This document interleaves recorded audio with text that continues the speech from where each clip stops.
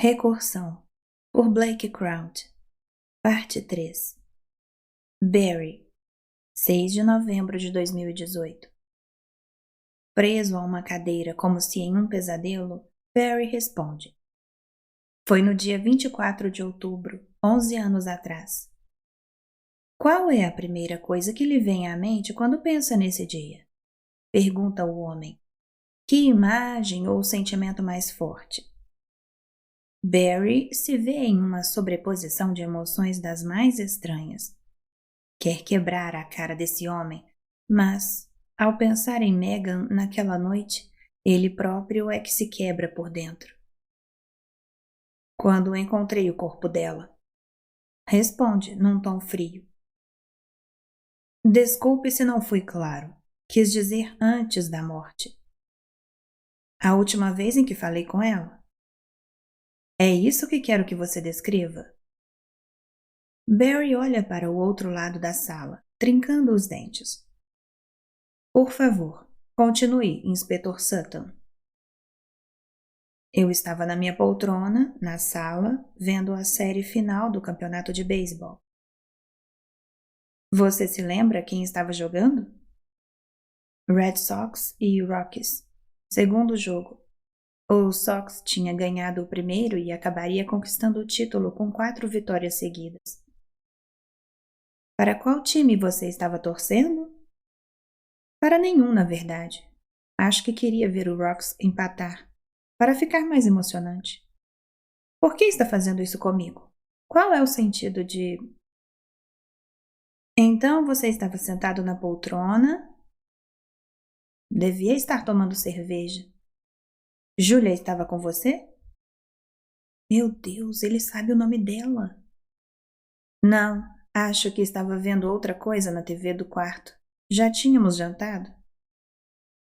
Os 3 juntos? Não lembro. Provavelmente. Barry, de súbito, sente uma pressão esmagadora no peito. Faz anos que eu não falo sobre aquela noite. O homem permanece sentado no banco em silêncio, passando a mão na barba e avaliando Barry com frieza, esperando que continue. Então Megan apareceu na sala. Não tenho certeza de que era o que ela estava vestindo, mas por algum motivo sempre me lembro dela naquela noite de calça jeans com o suéter azul turquesa que sempre usava. Quantos anos sua filha tinha? Faltavam 10 dias para completar 16 anos. Ela parou em frente à mesa de centro, dessa parte tenho certeza, e ficou ali de pé, entre mim e a TV, com as mãos na cintura e uma expressão séria no rosto. Lágrimas se acumulam nos olhos de Barry. Ainda é uma recordação bastante forte para você, diz o homem. Muito bom. Por favor, não me obrigue a... Continue. Barry respira fundo, tentando recuperar algum resquício de equilíbrio mental. Por fim, ele prossegue. Era a última vez que eu olharia nos olhos da minha filha, e eu não sabia. Fiquei me inclinando para um lado e para outro, tentando ver a TV. Ele não quer chorar na frente desse homem. Nossa, tudo menos isso. Continue. Ela perguntou se podia ir ao Dairy Queen. Ela ia lá várias noites por semana para fazer algum trabalho da escola ou encontrar os amigos. Comecei o interrogatório padrão. Sua mãe deixou? Não, ela estava pedindo para mim. Você terminou o dever? Não, mas um dos motivos para ela querer ir até lá era encontrar Mindy, sua dupla num trabalho de biologia. Quem mais iria? Uma lista de nomes, a maioria conhecida. Lembro que olhei o relógio. Eram 8:30 da noite e ainda estava nas primeiras entradas do jogo. Falei que ela podia ir, mas que precisava voltar antes das 10. Ela tentou negociar para as 11, mas eu disse, não, amanhã tem aula, você precisa dormir cedo. Então ela concordou e se dirigiu à porta. Ele fez uma pausa. Lembro que eu a chamei logo antes de ela sair e disse que a amava. As lágrimas caem. A emoção faz seu corpo inteiro tremer, mas as amarras o mantêm preso com firmeza à cadeira. A verdade é que não sei se fiz isso. Acho que não. Provavelmente só voltei a assistir ao jogo e me esqueci dela até passar das 10 da noite e eu me perguntar por que ela ainda não tinha voltado. Computador, encerrar sessão. Diz o homem antes de acrescentar: Obrigado, Barry. Ele se inclina e passa as costas da mão no rosto de Barry, secando suas lágrimas. Qual o sentido disso? Pergunta Barry arrasado. É pior do que qualquer tortura física. Vou lhe mostrar. O homem aperta um botão no carrinho hospitalar. Barry olha para a sonda em seu braço e para o líquido transparente que avança em direção à sua veia. Helena, 20 de junho de 2009. Dia 598. O homem é magro e alto, os braços finos cheios de marcas de agulha. Em seu ombro esquerdo há o nome Miranda. A tatuagem parece recente, pois ainda está vermelha e inflamada. Acoplaram à cabeça dele uma espécie de capacete prateado que se encaixa tão perfeitamente quanto um gorro, embora um pouco mais espesso, e um segundo dispositivo, do tamanho de um apagador de quadro negro, foi afixado ao seu antebraço esquerdo. Afora os equipamentos, ele está nu diante de uma estrutura branca em forma de concha que lembra um ovo. Um homem e uma mulher estão de prontidão na lateral da sala, ao lado de um carro hospitalar de emergência. Helena acompanha tudo pelo espelho falso na sala de controle contígua. Está sentada em frente aos monitores, entre Marcus Slade e o Dr. Paul Wilson, responsável pela equipe médica. À esquerda de Slade está Sergei, o único membro da equipe original que permaneceu na plataforma. Alguém toca seu ombro. Helena se vira e se depara com Ji-won, que acabou de entrar discretamente na sala e se sentou atrás dela.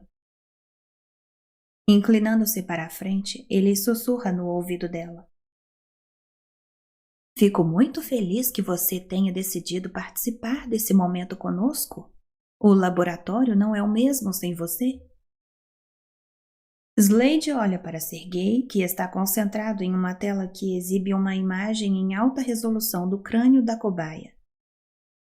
Como estamos nas coordenadas de reativação? Pergunta Slade. Tudo perfeito. Slade se vira para o médico. Paul? Quando quiser. Slade aperta um botão no seu headset. Reed, estamos todos prontos. Pode entrar, por favor. O homem magro não se mexe. Fica ali de pé, tremendo, olhando para o tanque pela escotilha aberta. As luzes dão uma tonalidade azulada à sua pele, exceto pelas marcas de agulha, que adquirem um brilho avermelhado em contraste com sua palidez doentia. Reed, está me ouvindo? Sim. A voz do homem chega por 4 alto-falantes posicionados nos cantos da sala de controle. Pronto para começar? Sim, eu só... E se doer? Não sei o que esperar. Ele olha para o espelho falso. Seu rosto tem um aspecto abatido e emaciado, as costelas aparecendo sob a pele. Você pode esperar aquilo que conversamos, diz Slade. O Dr. Wilson está aqui ao meu lado. Quer dizer alguma coisa, Paul? O homem de cabelo grisalho ondulado coloca o fone. Reed, estou acompanhando seus sinais vitais e vou monitorá-los em tempo real. E temos um plano de contingência completo, se houver alterações sérias. Slade acrescenta. Não se esqueça do bônus que prometi se o teste for bem sucedido. Reed volta a dirigir seu olhar vazio ao tanque. Ok, diz ele, parecendo se convencer. Ok, vamos lá. Ele se segura nos apoios das laterais do tanque e entra vacilante. O barulho da água audível pelos alto-falantes. Reed, nos avise quando estiver confortável. Depois de um momento, o homem diz: Estou boiando. Se você estiver de acordo, vou fechar a escotilha agora. 10 tensos segundos se passam. Tudo bem por aí, Reed? Aham, tudo bem. Slade aciona um comando no teclado. A escotilha se abaixa lentamente, fechando-se com o ajuste perfeito. Reed, estamos prontos para apagar as luzes e começar. Como se sente? Acho que estou pronto. Lembra-se de tudo que nós dois discutimos pela manhã? Acho que sim. Preciso que você tenha certeza. Tenho certeza. Ótimo. Vai dar tudo certo. Quando se encontrar comigo de novo, diga que o nome da minha mãe é Susan. Assim vou saber. Slade reduz a luz até ficarem totalmente no escuro. Um monitor antes inativo se acende, exibindo as imagens ao vivo de uma câmera de visão noturna instalada no alto do tanque, voltada diretamente para Reed. O monitor o mostra boiando de costas na água salinizada. Slade abre um timer no monitor central e o ajusta para 5 minutos. Reed, esta é minha última comunicação com você. Vamos lhe dar alguns minutos para relaxar e se concentrar. Depois daremos início. Tudo bem. Boa sorte. Você vai fazer história hoje. Slade aciona a contagem regressiva no timer e retira o headset. Que tipo de lembrança vocês vão reativar? Pergunta Helena. Você notou uma tatuagem no ombro esquerdo dele? Sim. Fizemos ontem de manhã e à noite nos dedicamos ao mapeamento da lembrança. Por que uma tatuagem? Por causa da dor. Eu queria uma experiência intensa e codificada recentemente. E um viciado em heroína foi o melhor voluntário que você conseguiu. Slade não responde. Está totalmente transformado, cruzando um limite que ela jamais consideraria ultrapassar. Helena nunca imaginou que encontraria alguém mais determinado e obcecado do que ela.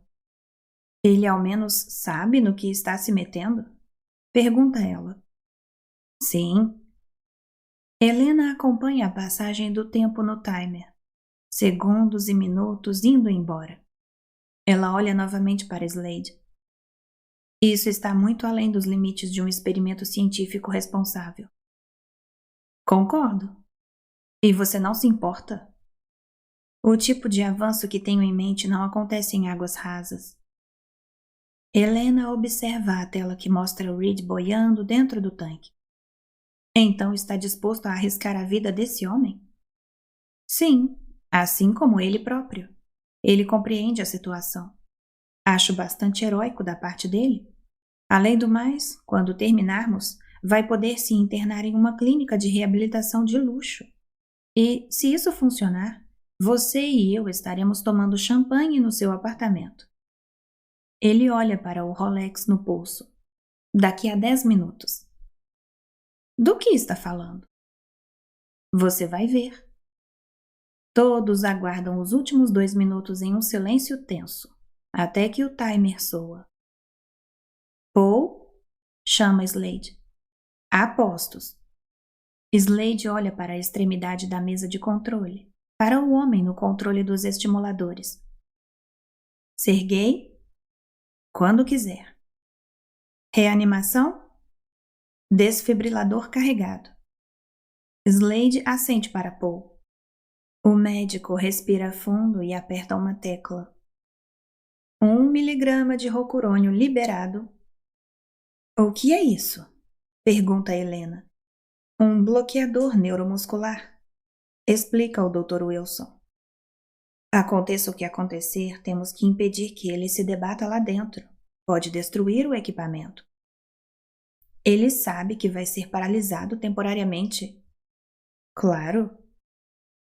Como as drogas estão sendo administradas? Por uma sonda sem fio no braço direito. É basicamente uma versão do coquetel de injeção letal, só que sem o sedativo.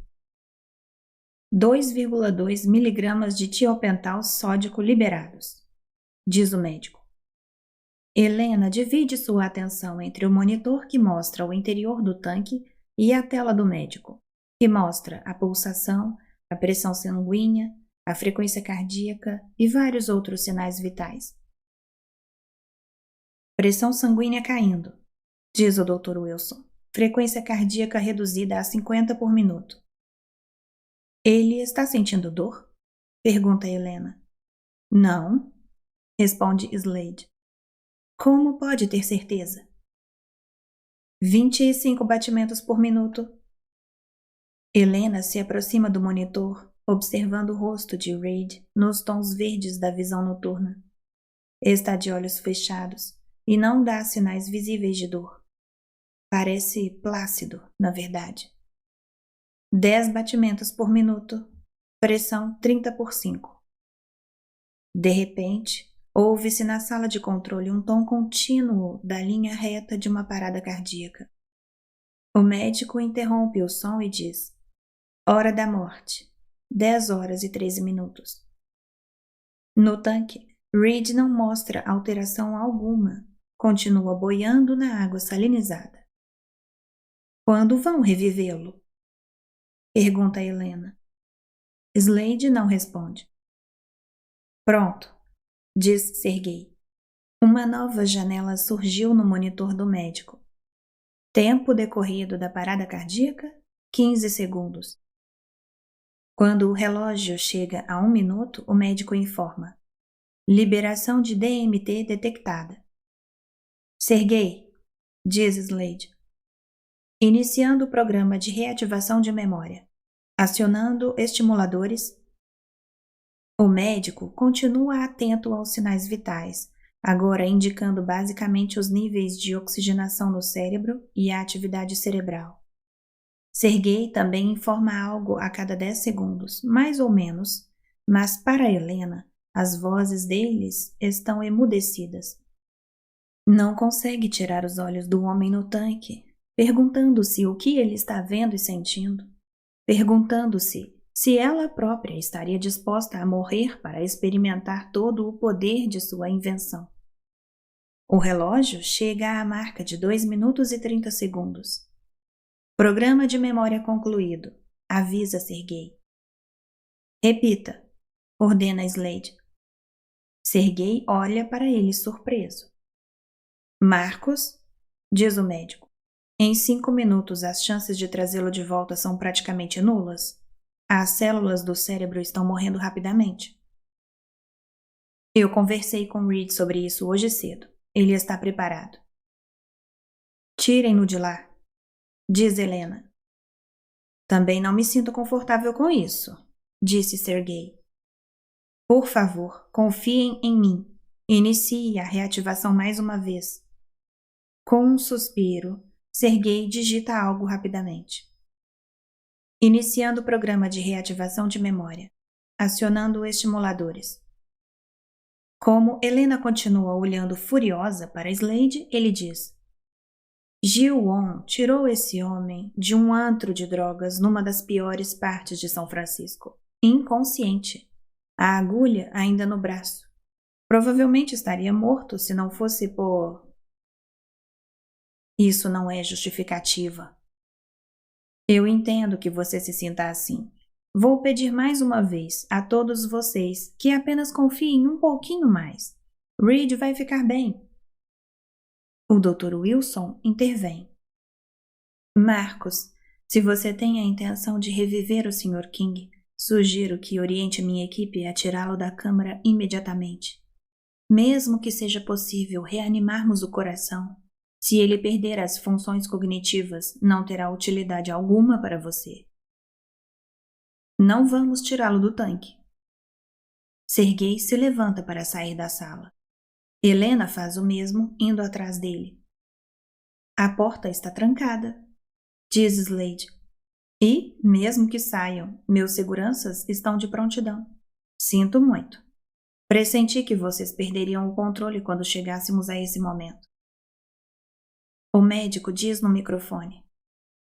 Dana e Aaron, quero que tirem o Sr. King do tanque e o reanimem imediatamente. Helena encara o vidro. Os médicos junto ao carro de emergência não se mexem. Aaron! Dana! Eles não estão ouvindo? Pergunta Slade. Eu desliguei a comunicação externa logo depois de iniciada a sequência de liberação das drogas. Sergei esmurra a porta de metal com o ombro. Você quer mudar o mundo? Diz Slade.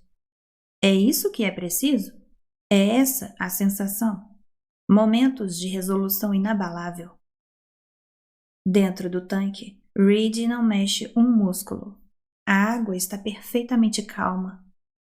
Helena olha para o monitor do médico. Tempo decorrido da parada cardíaca, 304 segundos. Passou de 5 minutos. Diz ela a Dr. Wilson. Ainda temos chance? Não sei. Helena corre até uma cadeira vazia e a pega. Ji-won e Slade só entendem tarde demais o que ela pretende fazer, e os dois se levantam num pulo para impedi-la. Ela ergue a cadeira na altura do ombro e a arremessa no espelho falso, mas não chega a atingi-lo. Barry, 6 de novembro de 2018.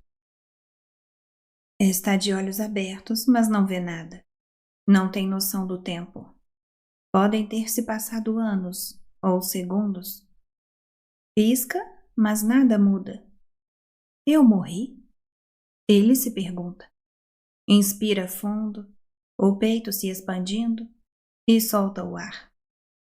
Quando ergue o braço, ouve o barulho de água e sente algo deslizando por sua pele. Está boiando, de costas, sem esforço, em uma piscina da temperatura exata de sua pele. Quando está imóvel, não sente nada ao seu redor, e mesmo agora, quando para de se mexer, a sensação é de que seu corpo não tem início nem fim. Quer dizer, ele sente uma coisa. Tem algo preso em seu braço esquerdo. Levando a mão direita ao local, sente o que parece um invólucro de plástico grosso. Uns 3 centímetros de largura, mas comprido, talvez 10 centímetros. Tenta arrancar, mas foi colado ou costurado à pele. Barry? É a voz do homem no banco, que o obrigou a falar sobre Megan enquanto o mantinha preso a uma cadeira. Onde estou? O que está acontecendo? Você precisa se acalmar. Respire. Eu morri? Eu estaria mandando você respirar se estivesse morto? Não, você não está morto. E sua localização é irrelevante no momento. Barry ergue o braço e seus dedos encontram, na escuridão, uma superfície meio metro acima. Procura uma alavanca, um botão, algum jeito de abrir essa coisa, mas as paredes são lisas. Não há nada. Então sente uma leve vibração no dispositivo preso ao braço esquerdo. Tenta tocá-lo de novo, mas nada acontece. O braço direito se recusa a se mexer. Tenta levantar o outro braço. Nada. Depois a perna, a cabeça, os dedos. Não consegue nem piscar, e quando tenta falar, a boca não abre. Isso é efeito do bloqueador neuromuscular, diz o homem, a voz saindo de algum lugar na escuridão acima. A vibração que você sentiu foi a droga sendo injetada. Infelizmente, precisamos mantê-lo consciente. Não vou mentir, Barry. Os próximos minutos vão ser bastante desconfortáveis. O pavor o domina, o terror mais profundo que já sentiu na vida. Não consegue fechar os olhos e continua tentando se mexer. Braços, pernas, dedos, qualquer coisa. mas nada obedece. É como tentar obrigar o coração a parar de bater voluntariamente. E mesmo assim, o verdadeiro horror é o que acontece agora. Não consegue contrair o diafragma, ou seja, não consegue respirar. É varrido por um tornado de pânico e por fim vem a dor. E cada segundo que passa aumenta a desesperadora necessidade de inspirar oxigênio. Mas ele perdeu o controle sobre o próprio corpo. Não consegue gritar, debater-se nem implorar por sua vida, o que certamente faria se pudesse emitir qualquer som. Você deve ter percebido que não consegue mais respirar. Isso não é sadismo, Barry. Juro que não. Vai acabar logo. Logo. Ele só consegue ficar ali deitado na escuridão absoluta, ouvindo a gritaria em sua mente e a torrente de pensamentos acelerados, enquanto o único som de fato são as batidas trovejantes de seu coração, cada vez mais acelerado. Então o dispositivo no braço esquerdo vibra de novo. Uma dor lancinante corre por suas veias e o martelar de seu coração desacelera instantaneamente, reagindo ao que foi lançado em sua corrente sanguínea. Começa a bater mais devagar. E mais, e mais, e mais. Até que Barry já não consegue mais ouvir nem sentir o coração. O silêncio agora é absoluto. Neste momento, ele sabe que o sangue parou de circular em seu corpo. Não consigo respirar e meu coração parou. Estou morto. Clinicamente morto. Então, como continuo pensando? Como continuo consciente? Quanto tempo mais isso vai durar? A dor vai piorar? Será mesmo o meu fim? Acabei de fazer o seu coração parar, Barry. Preste atenção. Você precisa se concentrar a partir de agora, senão vamos perdê-lo. Se chegar ao outro lado, lembre-se do que fiz por você. Não deixe que aconteça de novo. Você pode mudar tudo. Uma explosão de cores estoura em seu cérebro privado de oxigênio e sangue. Um show de luzes para um homem morto. Cada flash mais próximo e mais luminoso que o anterior. Até o momento em que tudo o que ele vê é uma brancura cegante que já começa a se apagar, adquirindo tons de cinza em direção ao preto, e ele sabe o que o aguarda ao fim desse espectro. A morte. Mas talvez o fim da dor. Dessa brutal sede de ar. Ele está pronto para qualquer coisa que faça isso acabar. Então sente um cheiro. Estranho, porque é um cheiro que lhe provoca uma resposta emocional ainda indefinida, mas que traz junto a dor da nostalgia. Barry leva um instante para se dar conta de que esse era o cheiro que pairava em sua casa depois que ele, Megan e Julia acabavam de jantar. Mais especificamente, o cheiro do bolo de carne com cenoura e batata que Julia fazia. Em seguida vem o aroma de cevada, malte e levedura. Cerveja, mas não qualquer cerveja. Rolling Rock, as garrafas verdes que ele comprava. Outros elementos surgem e se fundem, formando um aroma mais complexo que o de qualquer vinho. Um aroma que ele reconheceria em qualquer lugar. O da casa de Jersey City, onde morou com a ex-esposa e a falecida filha. O cheiro do seu lar. De repente, ele sente o sabor da cerveja e, na boca, a presença constante dos cigarros que fumava. Seu cérebro rompe o branco evanescente com uma imagem borrada, de contornos indefinidos, mas que rapidamente entra em foco. Uma televisão. Na tela, um jogo de beisebol. A imagem aparece claramente, em preto e branco no início, mas depois as cores se espalham por tudo. O estádio de Fenway Park, o gramado verde sob os holofotes potentes, a multidão, os jogadores. A argila vermelha da base do arremessador e Curt Schilling em sua posição, a mão na luva, olhando para Todd Helton na última base. É como se a lembrança se formasse pouco a pouco diante dele. Primeiro a estrutura de cheiros e gostos, depois os andaimes do campo de visão. Então o revestimento do tato, quando ele sente, realmente sente, o couro macio e fresco da poltrona em que está sentado, com os pés no suporte, e ele vira a cabeça e com a mão, sua mão, pega a garrafa de Rolling Rock do porta-copos na mesa ao lado. Quando alcança a garrafa, sente a condensação gelada no vidro verde e quando a leva aos lábios, é surpreendido pela realidade do sabor e do cheiro. Não são as sensações de uma mera lembrança, mas sim de algo que está acontecendo agora. Ele tem a aguda consciência não apenas da lembrança em si, mas de sua perspectiva daquele momento. É diferente de qualquer recordação porque ele está dentro do momento, olhando em volta pelos olhos de uma versão mais jovem de si mesmo e vendo o filme de sua antiga vida se desenrolar diante de si como um observador imerso.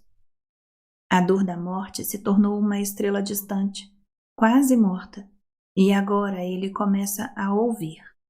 Apenas pinceladas de sons a princípio, abafados e indistintos, mas aos poucos crescendo em volume e clareza, como se lentamente girassem o botão do aparelho.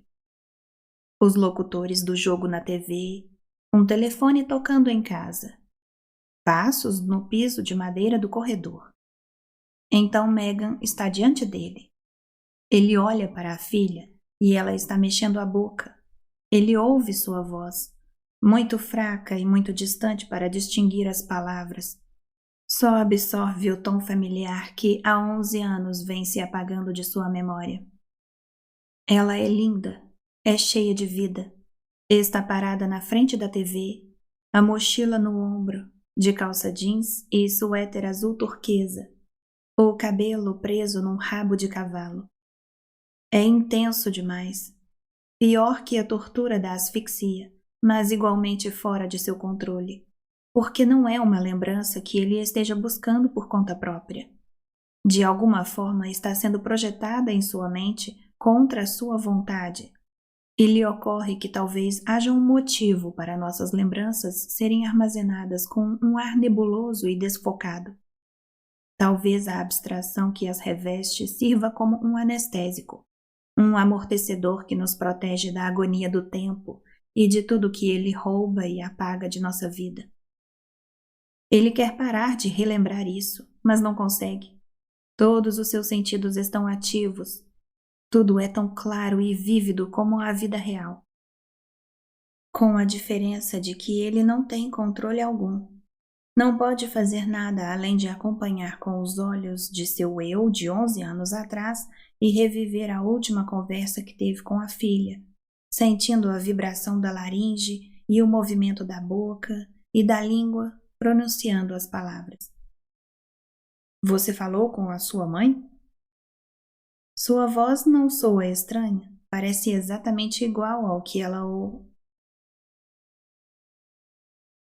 Com a diferença de que ele não tem controle algum.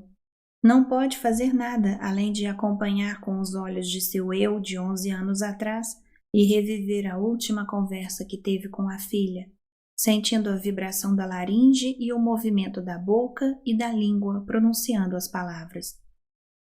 Você falou com a sua mãe? Sua voz não soa estranha. Parece exatamente igual ao que ele ouve quando fala. Não, estou pedindo para você. Você terminou o dever?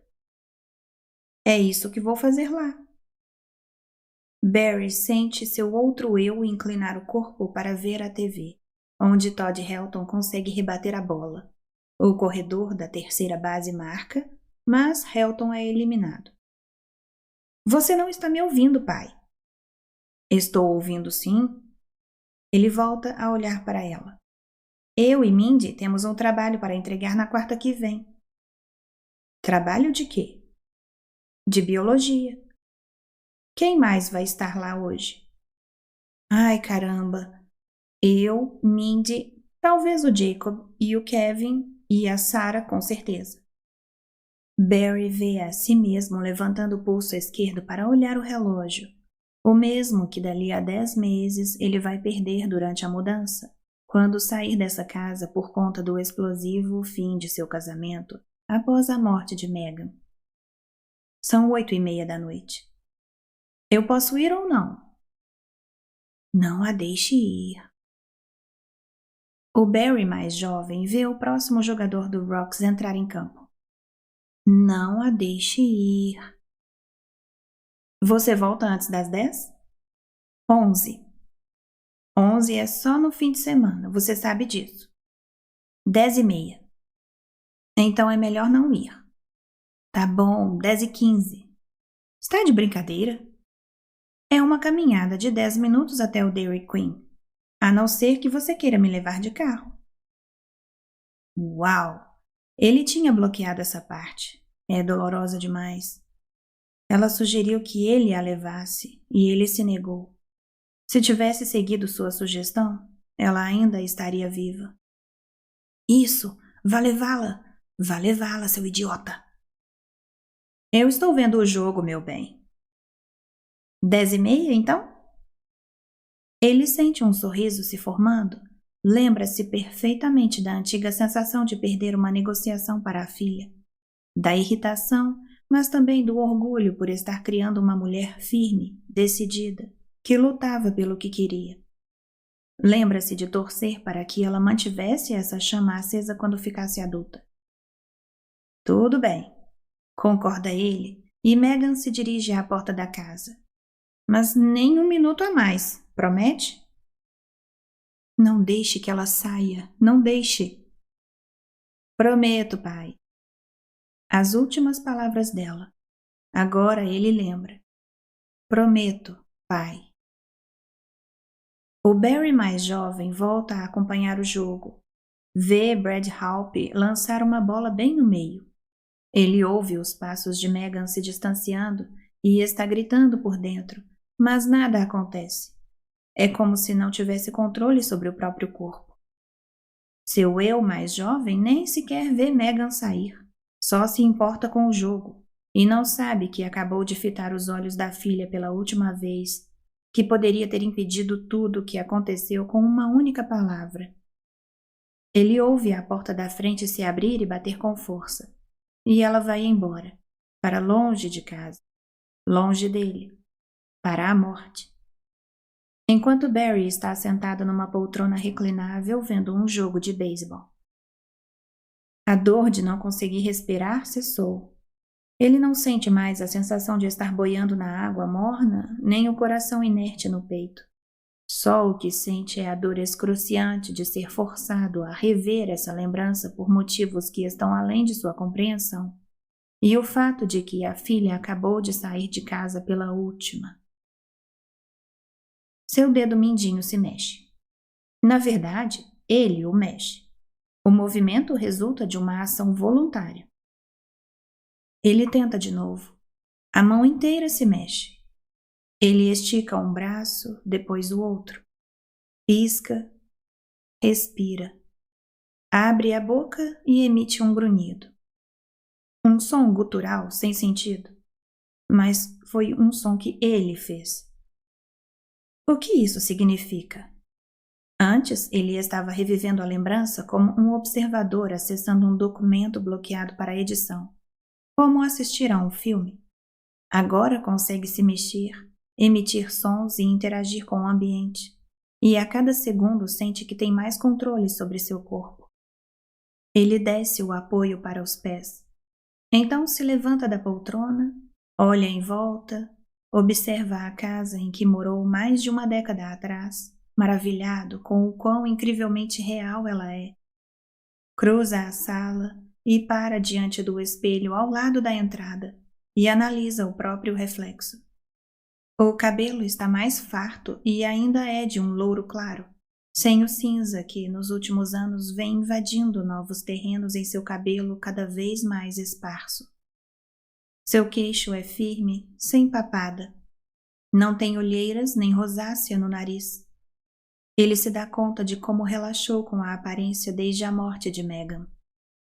Barry olha para a porta. a porta pela qual a filha acabou de sair. O que está acontecendo? Ele estava num hotel em Manhattan, morrendo numa espécie de tanque de isolamento. Isto é real? Está mesmo acontecendo? Não pode ser, mas a sensação é exatamente a de estar vivo. Ele abre a porta e sai na noite fria de outono. Se isso não é real, é o pior tipo de tortura possível. Mas e se o homem estivesse lhe dizendo a verdade? Em breve, vou lhe dar o maior presente da sua vida, o maior presente que se pode sonhar em receber. Ele volta subitamente ao presente. As perguntas ficam para depois. Agora ele está na frente da casa, ouvindo as folhas do carvalho em seu jardim chilrearem à leve brisa que também empurra o balanço de corda. Ao que tudo indica, hoje é, inexplicavelmente, 25 de outubro de 2007, a noite em que a filha morreu atropelada. Ela não chegou a encontrar os amigos no Dairy Queen, o que significa que a tragédia vai acontecer nos próximos 10 minutos. E ela já saiu faz 2. Barry está descalço, mas não pode perder mais tempo. Batendo a porta de casa, ele desce para o gramado, os pés descalços esmagando as folhas secas, e mergulha na noite. Helena, 20 de junho de 2009, dia 598. Alguém bate à porta, estendendo a mão para a escuridão. Ela acende o abajur e se levanta. Está de calça de pijama e uma regata preta. O relógio na mesa marca 9h50 da manhã. Ela vai até a sala e, ao lado da porta, aperta o botão na parede para subir o blackout, o tempo todo sentindo uma intensa sensação de déjà vu. Slade está no corredor de calça jeans e um casaco de moletom, trazendo uma garrafa de champanhe, 2 taças e uma caixa de DVD. Faz semanas que ela não o vê. Merda, acordei você, diz ele. Ela o fita com os olhos semicerrados sob o brilho forte das luminárias de LED do teto. Posso entrar? Eu tenho escolha? Por favor, Helena. Ela recua um passo para dar passagem a ele e o acompanha pelo pequeno corredor de entrada, passando pela porta do lavabo até a sala. O que você quer? Ele se senta em um puff que faz conjunto com uma poltrona larga junto à janela com vista para um mundo de águas infinitas. Ouvi dizer que você não tem comido nem se exercitado, que não fala com ninguém e não sai do quarto há dias. Por que não posso falar com meus pais? Por que está me impedindo de ir embora? Você não está bem, Helena. No momento, seu estado mental é um risco para o sigilo da estação. Já falei que estou fora do projeto. Minha mãe foi internada e não sei nada sobre o estado de saúde dela. Meu pai não ouve minha voz há 1 mês e sei que ele está preocupado com... Sei que você não percebe isso agora, mas estou protegendo você de si mesma. Ah, vai se fuder. Você quer sair porque discorda da direção que estamos tomando. Só estou lhe dando tempo para repensar a ideia antes de jogar fora tudo o que alcançamos. O projeto era meu, mas o dinheiro é meu. As mãos dela tremeram, de medo, de raiva. Eu não vou compactuar com isso. Você destruiu meu sonho. Você me impediu de ajudar minha mãe e outras pessoas. Quero ir para casa. Você vai continuar me mantendo presa aqui contra minha vontade?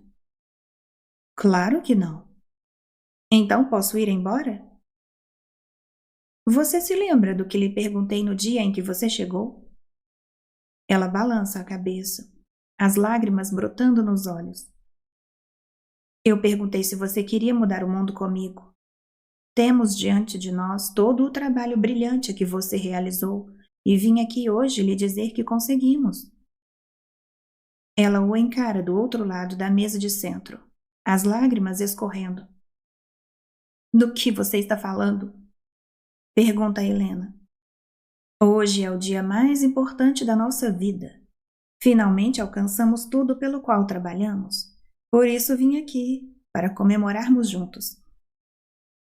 Slade começa a tirar o invólucro de arame que envolve a rolha da garrafa de Dom Perignon e, quando termina, o joga na mesa de centro. Então, segurando a garrafa entre as pernas, empurra a rolha com cautela. Helena o observa servir o champanhe nas taças, enchendo as duas cuidadosamente até a borda. Você ficou louco. Ainda não podemos beber. Temos que esperar até... Ele olha o relógio no pulso. 10h15, mais ou menos. Enquanto isso, quero que você veja uma coisa que aconteceu ontem. Ele pega o DVD, insere o disco no aparelho junto à TV e aumenta o volume. Na tela, um homem alto e esquelético que ela não conhece está reclinado na cadeira da memória. Debruçado sobre ele, Ji-won Sherkover tatua algumas letras. M-I-R-A-N em seu ombro esquerdo. O homem raquítico ergue o braço e diz: Pare! Slade aparece em cena, perguntando: O que foi, Reed? Eu voltei. Estou aqui. Meu Deus! Como assim? O experimento funcionou. Prove? Sua mãe se chama Susan. Você acabou de pedir que eu dissesse isso, logo antes de eu entrar no tanque. Na tela, um sorriso enorme se abre no rosto de Slade. Ele pergunta: A que horas fizemos o experimento amanhã? Às 10. Slade desliga a TV e se vira para Helena. Isso deveria fazer algum sentido para mim? Pergunta ela. Acho que já vamos saber. Eles aguardam, sentados em um silêncio constrangido. Helena fica olhando as bolinhas do champanhe subirem. Eu quero ir para casa, diz ela. Pode ir hoje mesmo, se quiser. Ela olha para o relógio na parede. 10h10. Está tudo tão quieto que ela chega a ouvir o leve chiado do gás borbulhando nas taças. Ela contempla o mar, pensando que não importa o que signifique esse vídeo, para ela acabou. Vai abandonar a estação, a pesquisa, tudo. Vai perder a remuneração e a participação nos lucros, porque nenhum sonho, nenhuma ambição vale o que Slade lhe fez. Vai voltar para o Colorado e ajudar a cuidar da mãe. Não conseguiu preservar suas lembranças, nem impedir o avanço da doença, mas ao menos pode ficar ao lado dela pelo tempo de vida que lhe resta. Já passa das 10h15. Slade olha para o relógio a todo momento, uma ligeira preocupação se insinuando em seu rosto.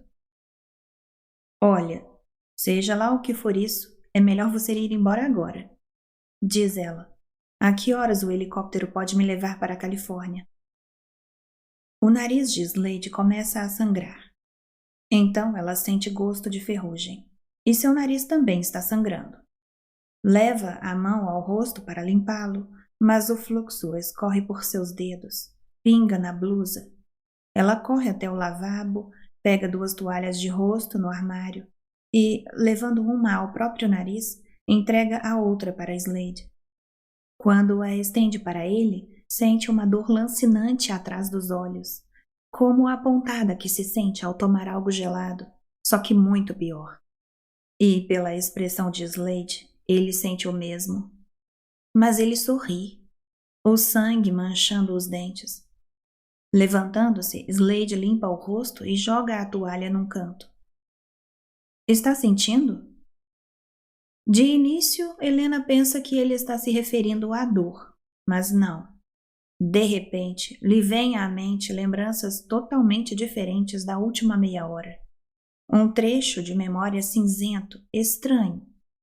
Nessas outras lembranças, Slade não veio ao seu apartamento com champanhe. Ela a convidou para acompanhá-lo à sala de testes.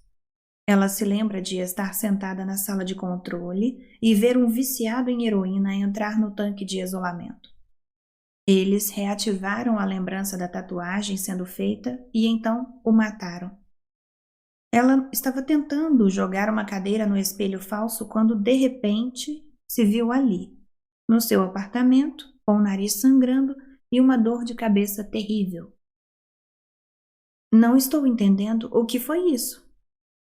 Slade ergue a taça de champanhe, a encosta na dela e toma um longo gole. Helena, você não construiu apenas uma cadeira que ajuda as pessoas a reviverem lembranças. Você construiu algo capaz de levá-las de volta ao passado. Barry, 25 de outubro de 2007. As telas dos televisores fazem as janelas das casas vizinhas piscarem, e não há ninguém na rua exceto Barry, que corre pela calçada vazia, coberta de folhas dos carvalhos que enchem o quarteirão. Ele se sente forte como há séculos não se sentia. A dor no joelho esquerdo, decorrente de um movimento mal calculado durante um jogo de softball no Central Park, que só vai acontecer dali a 5 anos, desapareceu. E está muito mais leve, no mínimo 10 quilos mais magro. Uns 800 metros à frente, ele vê as luzes dos hotéis baratos e restaurantes, entre eles o Dairy Queen. Então percebe algo no bolso da frente da calça. Reduzindo o passo para uma caminhada acelerada, pega um iPhone de primeira geração, cuja proteção de tela é a foto de Megan cruzando a linha de chegada em um campeonato de cross-country. Só após 4 tentativas ele consegue destravar a tela. Então procura Megan nos contatos e liga para ela enquanto volta a correr. Chama uma vez, caixa postal. Ele liga de novo, caixa postal. Ele cruza uma calçada toda quebrada, passando por uma série de construções antigas que na próxima década vão ser gentrificadas, transformadas em um prédio de lofts, um café e uma cervejaria. Por ora, porém, está tudo abandonado, às escuras. A pouco menos de 300 metros, ele vê alguém surgir na escuridão dessa área a caminho do iluminado centro comercial. Suéter azul turquesa, rabo de cavalo. Ele chama o nome da filha.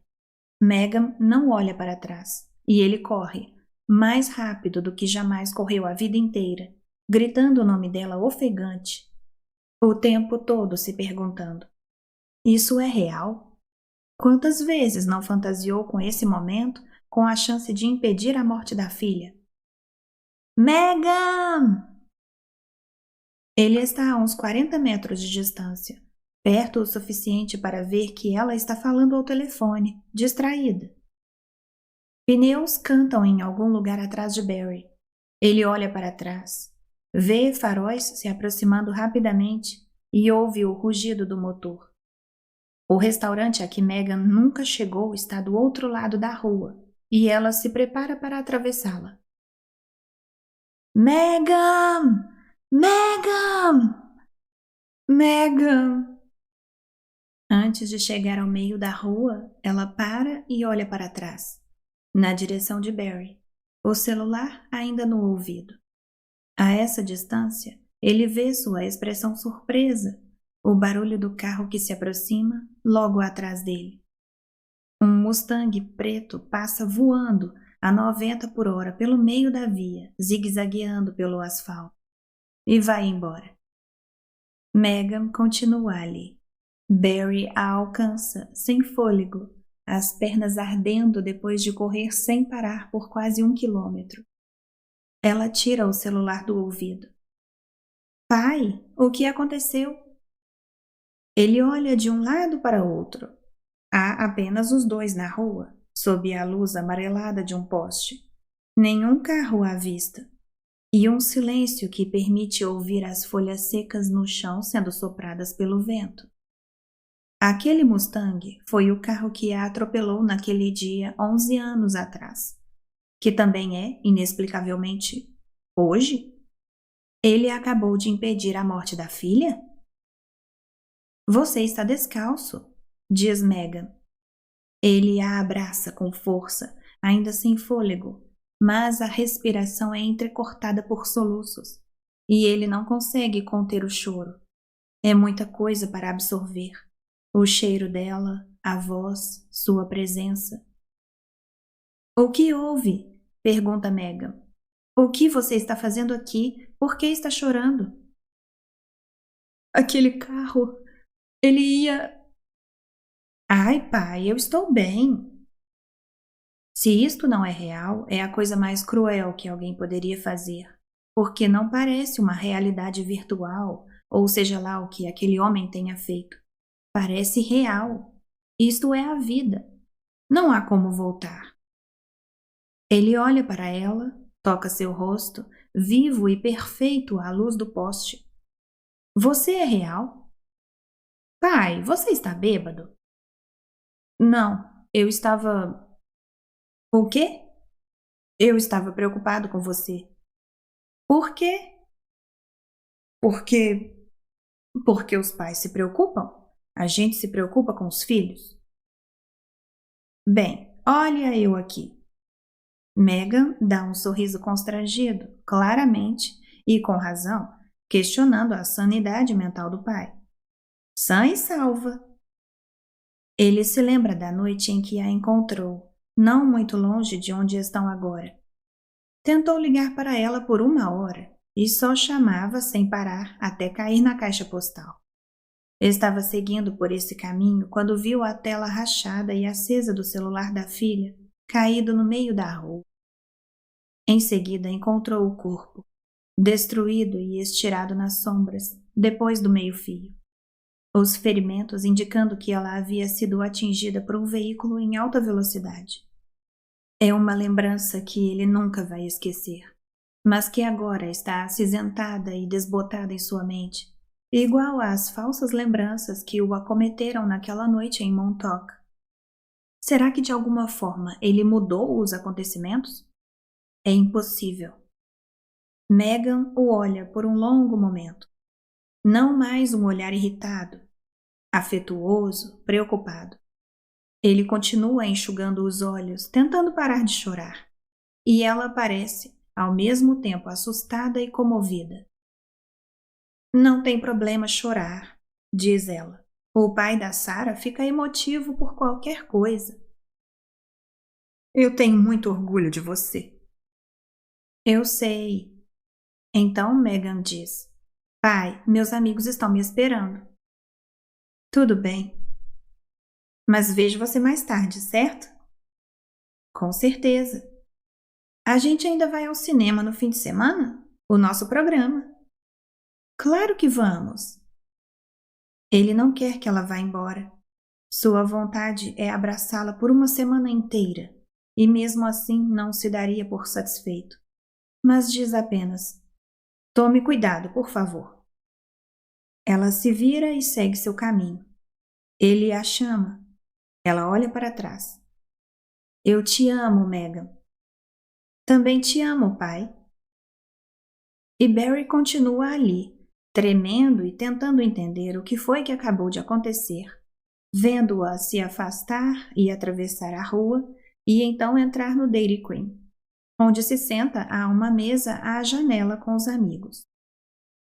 Passos se aproximam por trás dele. Barry se vira e vê um homem de preto vindo em sua direção.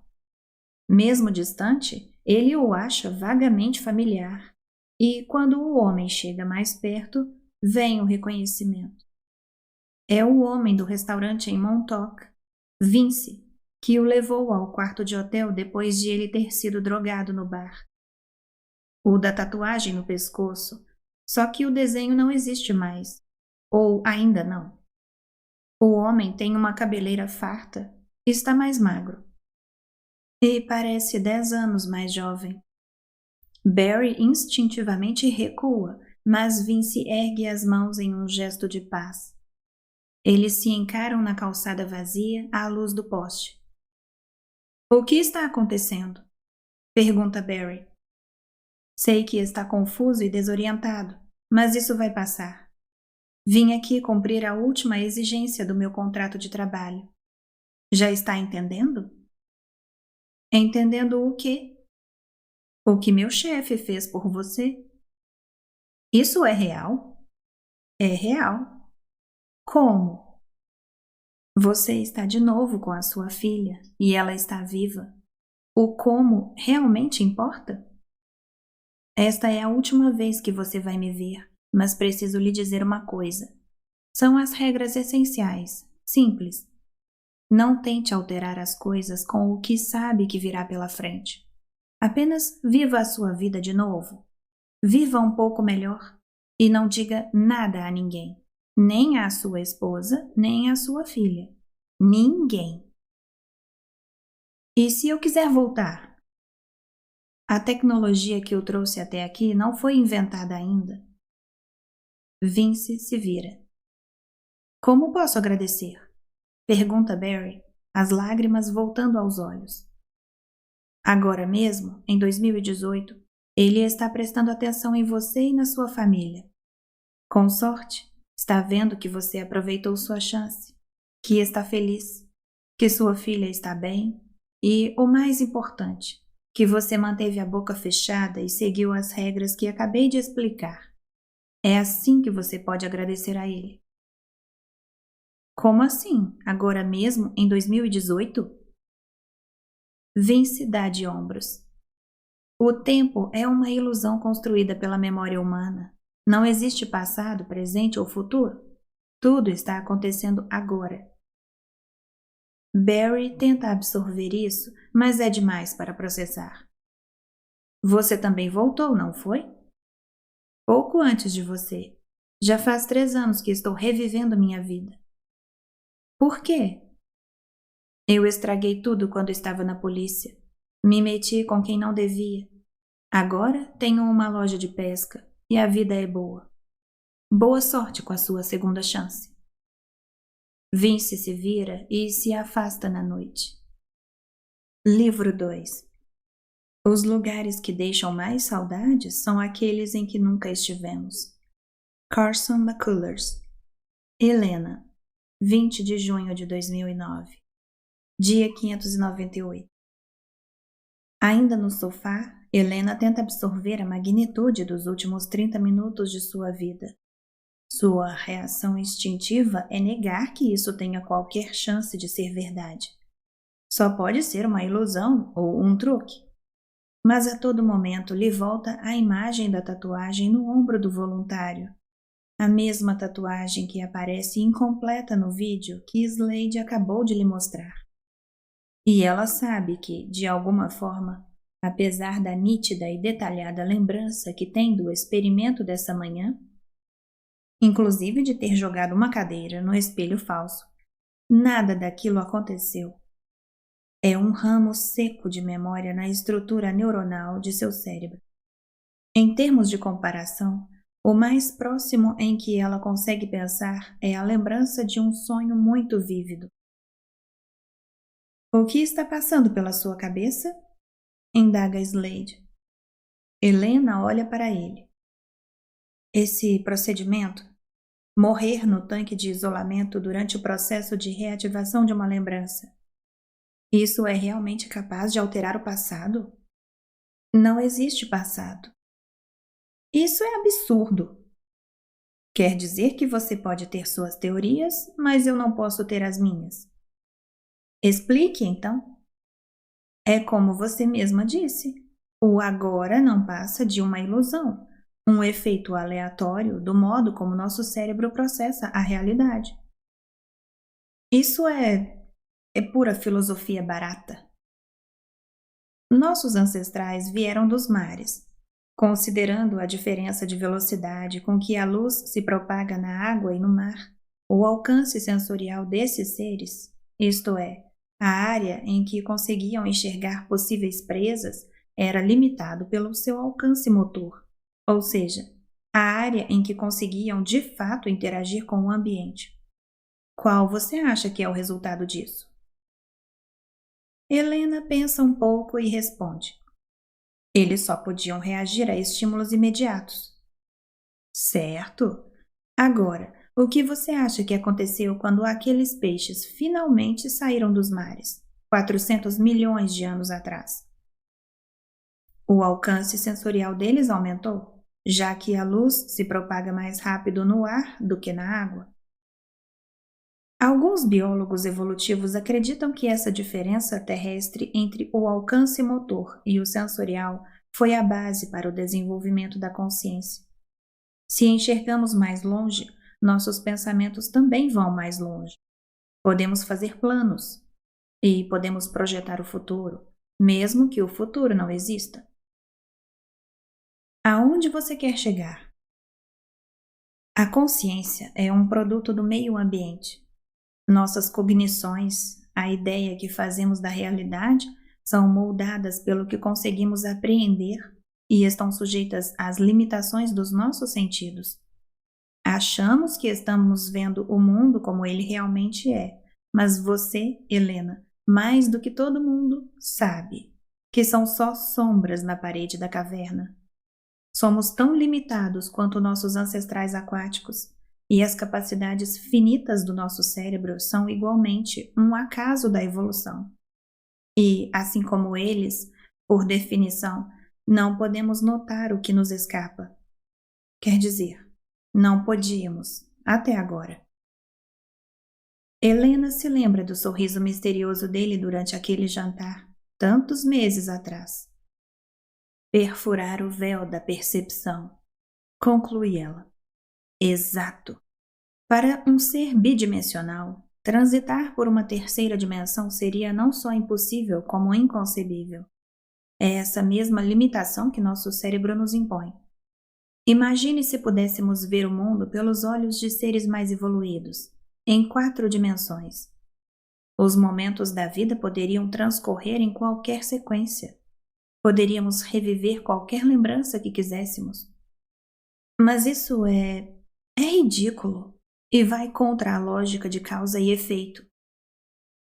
Lá estava aquele sorriso presunçoso de novo, sempre um passo à frente. Bem, a física quântica concorda comigo, retruca Slade. Já foi provado no nível subatômico.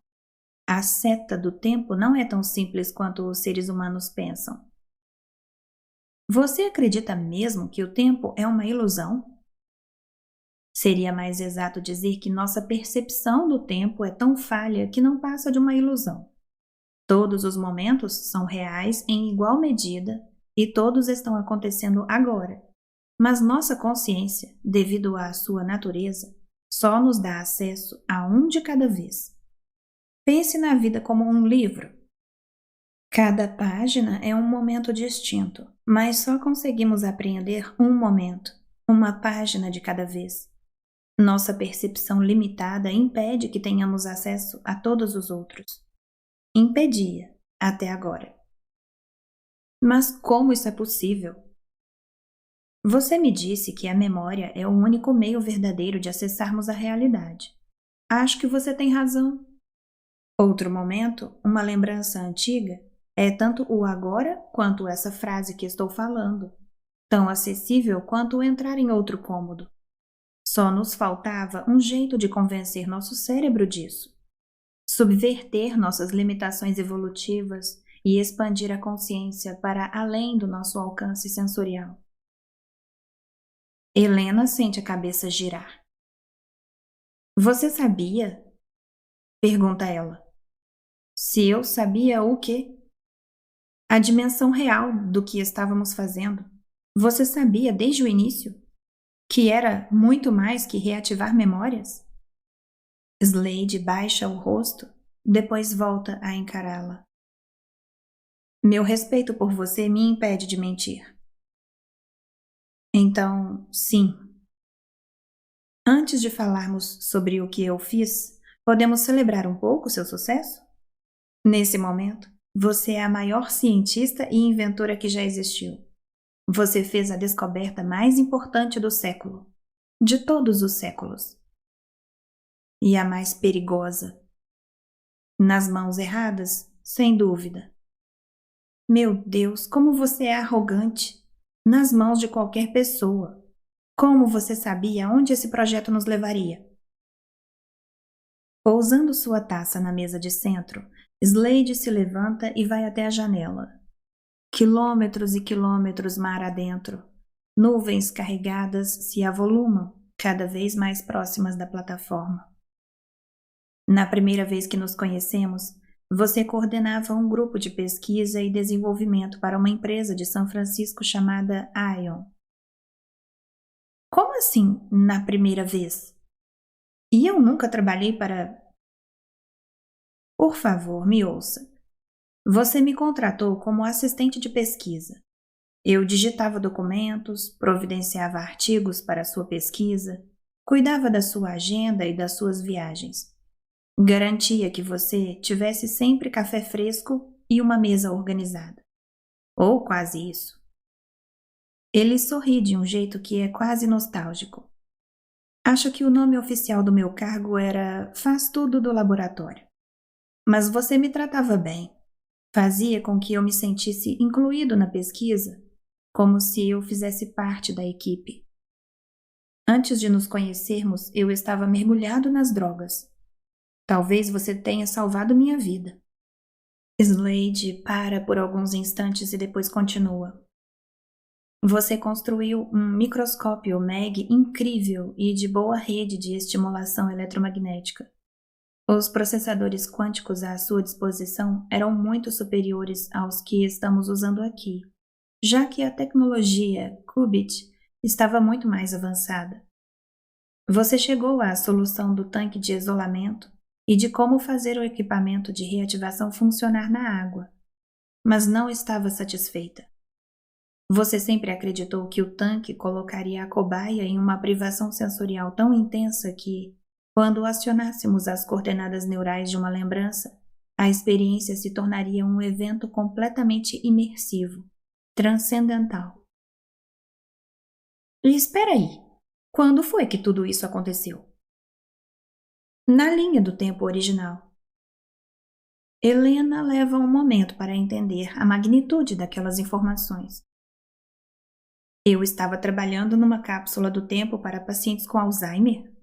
Pergunta ela. Acho que não. A Ion estava interessada em encontrar uma aplicação para a cadeira que fosse voltada para o entretenimento, e era esse o caminho que estávamos seguindo. Mas as coisas não foram muito além do que aconteceu aqui. Você só tinha chegado a uma experiência ligeiramente mais vívida de uma lembrança, sem que fosse preciso acessá-la voluntariamente. Dezenas de milhares de dólares já tinham sido gastos, e você tinha dedicado toda a sua carreira a uma tecnologia que não se concretizava. Slade dá as costas para a janela e olha para ela. Até o dia 2 de novembro de 2018. O ano 2018? Sim, daqui a 9 anos. Isso mesmo. Naquela manhã aconteceu algo inesperado, ao mesmo tempo trágico e incrível. Foi durante uma reativação em um voluntário chamado John Jordan. O evento da lembrança a ser acessada era um acidente de carro em que ele havia perdido a esposa. Tudo corria bem, mas ele infartou dentro do tanque. Uma parada cardíaca grave. Então, enquanto a equipe médica corria para tirá-lo de lá, uma coisa extraordinária aconteceu. Antes que abrissem o tanque, todas as pessoas presentes no laboratório se viram, de repente, numa posição ligeiramente diferente. Estávamos todos com o nariz sangrando, alguns também com uma dor de cabeça fortíssima. E no tanque, em vez de John Jordan, havia um cara chamado Michael Dillman. Tudo aconteceu num piscar de olhos, como se tivessem apertado um botão. Ninguém entendeu nada. Nos nossos registros não havia nenhum indício de que Jordan sequer houvesse pisado naquele laboratório. Ficamos desnorteados. Tentamos extrair algum sentido de tudo aquilo. Eu não consegui tirar aquele incidente da cabeça, e você pode chamar de um ato impensado de curiosidade. Mas o fato é que fui tentar localizar Jordan, para ver o que tinha acontecido com ele, onde ele tinha ido parar, e foi muito estranho. Sabe o acidente? Da lembrança que estávamos reativando? Descobri que ele também tinha morrido naquele dia, Ele e a esposa, 15 anos antes. Uma chuva leve começa a tamborilar no vidro, com um ruído que mal se ouve dentro do apartamento. Slade volta a se sentar no puff. Acho que fui o primeiro a perceber o que tinha acontecido, a entender que de alguma forma você tinha enviado a consciência de Jordan para dentro de uma lembrança. Claro que nunca vamos saber com certeza, mas suponho que a desorientação dele ao voltar para aquele momento tenha interferido no acidente, fazendo com que ele também morresse. Helena encara o chão enquanto tenta processar o horror dessa revelação. Por fim, ela ergue o olhar. E o que você fez, Marcos? Eu tinha 46 anos. Era dependente químico. Tinha jogado minha vida no lixo. Tinha medo de que você destruísse o equipamento se soubesse do que ele era capaz. O que você fez? 3 dias depois, na noite de 5 de novembro de 2018, fui ao laboratório e mapeei uma lembrança minha. Então entrei no tanque e programei o mecanismo para injetar em mim mesmo uma dose letal de cloreto de potássio. Nossa, ardeu como fogo nas minhas veias. A pior dor que já senti. Meu coração parou, e quando o DMT foi liberado, minha consciência foi lançada de volta para uma lembrança de quando eu tinha 20 anos. E esse foi o início de uma nova linha do tempo que se ramificou a partir da original, em 1992. Para o mundo inteiro? Aparentemente sim. E é nessa linha temporal que estamos vivendo? Sim.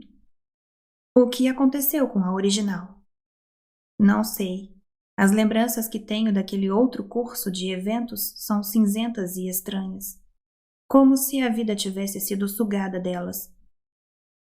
Então você ainda se lembra da linha original, quando tinha 46 anos e era meu assistente? Sim, essas lembranças vieram junto comigo. E por que eu não me lembro de nada disso? Pense no experimento que acabamos de fazer. Você e eu não tínhamos nenhuma lembrança disso até chegarmos ao momento preciso em que Reed morreu no tanque, voltando para a lembrança de quando estava fazendo a tatuagem. Foi só aí que suas lembranças e sua consciência da linha do tempo anterior, em que você tentou quebrar o vidro com a cadeira, foram transportadas para esta. Então, daqui a 9 anos, no dia 5 de novembro de 2018, eu vou me lembrar de toda essa outra vida? Acredito que sim. Sua consciência e suas lembranças da linha do tempo original vão se fundir a esta. Você vai ter 2 linhas paralelas de lembranças. Uma viva, a outra morta. A chuva agora bate com força no vidro, borrando o mundo lá fora. Você precisava de mim para construir a cadeira pela segunda vez, conclui Helena. Sim. E com o que sabia sobre o futuro, você construiu um império ao voltar. E me atraiu com a promessa de orçamento ilimitado depois que eu fiz os progressos iniciais em Stanford. Ele assente. Assim você teria controle total sobre o processo de criação da nova tecnologia e sobre como seria usada. Slade não responde. Então você basicamente está me perseguindo desde o início desta segunda linha do tempo. Acho que perseguir é uma palavra forte demais. Me corrija se eu estiver errada, mas nós estamos no meio do Oceano Pacífico, numa plataforma de petróleo desativada que você adaptou exclusivamente para mim. Perdi alguma parte? Slade pega novamente a taça e termina o champanhe. Você roubou de mim aquela outra vida. Helena. Eu era casada? Tinha filhos? Você quer mesmo saber? Não faz diferença agora, nunca aconteceu. Você é um monstro. Ela se levanta e vai até a janela, de onde vê 1000 tons diferentes de cinza. O mar próximo e o mar distante. Camadas estratificadas de nuvens, uma tempestade iminente.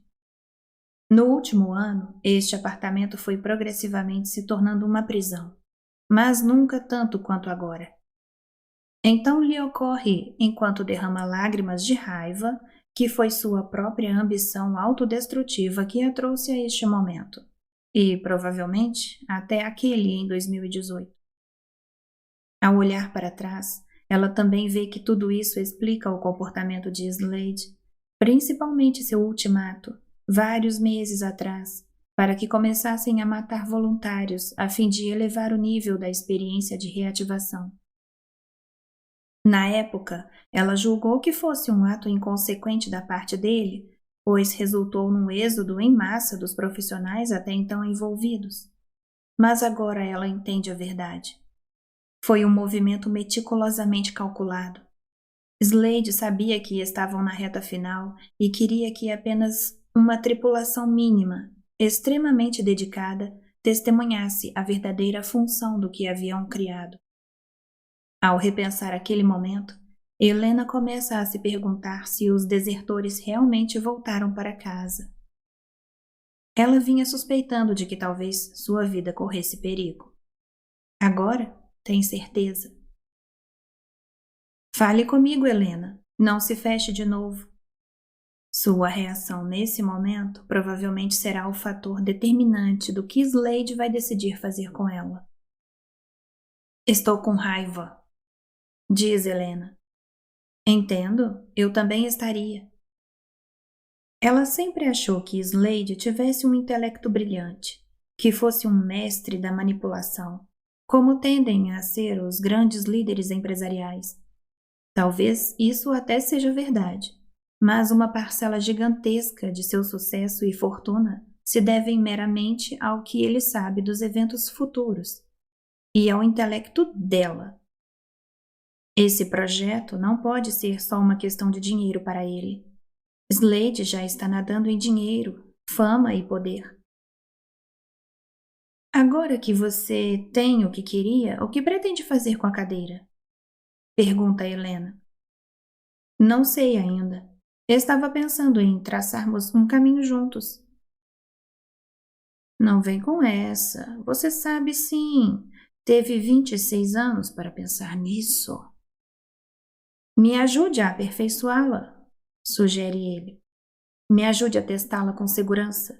Você não tinha ideia da primeira nem da segunda vez que lhe fiz esta pergunta, mas agora que sabe a verdade, vou perguntar uma terceira vez, e espero que diga sim. Perguntar o quê? Slade vai até ela e segura suas mãos. Está tão próximo que Helena sente o aroma do champanhe em seu hálito. Helena, quer mudar o mundo comigo? Barry, 25-26 de outubro de 2007. Ele entra em casa e fecha a porta, parando novamente diante do espelho ao lado do cabideiro de casacos para observar o reflexo de seu eu mais jovem. Isto não é real. Não pode ser real. Do quarto, Julia o chama. Ele cruza a sala, onde a TV continua passando o jogo, e segue pelo corredor, o piso rangendo sob os pés descalços, em todos os pontos familiares. Passa pelo quarto de Megan, depois por um quarto de hóspedes, que faz às vezes de escritório, até enfim chegar ao quarto deles. Sua ex-esposa está sentada na cama com um livro aberto no colo e uma xícara de chá na mesinha de cabeceira. Ouvi a porta bater. Você saiu? Pergunta ela. Como Julia está diferente. Sim. E Megan, onde está? Foi ao Dairy Queen. Mas ela tem escola amanhã. Ela prometeu voltar às 10h30. Ela sabia direitinho a quem pedir, hein? Julia sorri e dá um tapinha na cama ao seu lado. Barry entra no quarto, seus olhos passando pelas fotos do casamento, por um retrato em preto e branco de Julia segurando Megan no dia do nascimento dela e, por fim, pelo quadro pendurado acima da cama, uma reprodução da Noite Estrelada de Van Gogh que compraram no MoMA 10 anos atrás, depois de verem a pintura original. Ele se senta ao lado de Julia na cama, recostado na cabeceira. De perto, ela parece retocada no Photoshop, a pele muito lisa. As rugas que viu 2 dias atrás no café estão apenas começando a surgir. Por que não está vendo o jogo? Pergunta ela. A última vez que eles se sentaram juntos nesta cama foi na noite em que ela o deixou. Olhando no fundo dos olhos dele, disse: Sinto muito, mas não consigo separar você de toda essa dor. Meu amor, que cara é essa? Parece que alguém morreu. Há quanto tempo ele não ouve Julia chamá-lo de meu amor? E não, a sensação não é a de que alguém morreu. Barry se sente extremamente desorientado e desconectado, como se o próprio corpo fosse uma marionete que ele ainda estivesse aprendendo a movimentar. Está tudo bem. Uau! Quer tentar de novo? Ver se soa mais convincente? Será que a perda que carregou desde a morte de Megan está se derramando de sua alma pelos olhos, infiltrando-se neste momento impossível? Será que, de alguma forma, Julia detecta essa mudança nele? Por que a ausência da tragédia está tendo um efeito inverso e proporcional sobre o que ele vê nos olhos dela? Ele está encantado. São olhos brilhantes, vivos, límpidos. Os olhos da mulher por quem se apaixonou. Então vem de novo aquele impacto, todo o poder destruidor do luto. Julia passa os dedos pela nuca dele, provocando um arrepio que sobe pela coluna e o faz estremecer. Há uma década ele não sente o toque da esposa. O que foi? É algum problema do trabalho? Tecnicamente, no seu último dia de serviço, ele foi morto num tanque de isolamento e lançado de volta para esta lembrança. Então, na verdade, sim. A experiência sensorial é o que o deixa desnorteado. O cheiro do quarto deles, o toque macio das mãos de Julia, todas as coisas que tinha esquecido, tudo que ele perdeu. Quer conversar sobre isso? Posso só ficar aqui deitado enquanto você lê? Claro! Então Barry deita a cabeça no colo dela. Imaginou isso milhares de vezes. Geralmente às 3 da manhã, na cama do apartamento em Washington Heights, naquela pesada transição entre a embriaguez e a ressaca, se perguntando: e se sua filha não tivesse morrido? E se seu casamento tivesse sobrevivido? E se sua vida não tivesse ido para o fundo do poço? E se? Isto não é real. Não pode ser real. O único som no quarto é o leve ruído de Julia virando as páginas do livro mais ou menos a cada minuto. De olhos fechados, Barry apenas respira, sentindo a esposa passar os dedos pelo seu cabelo do jeito que sempre fazia, e se vira de lado para esconder as lágrimas.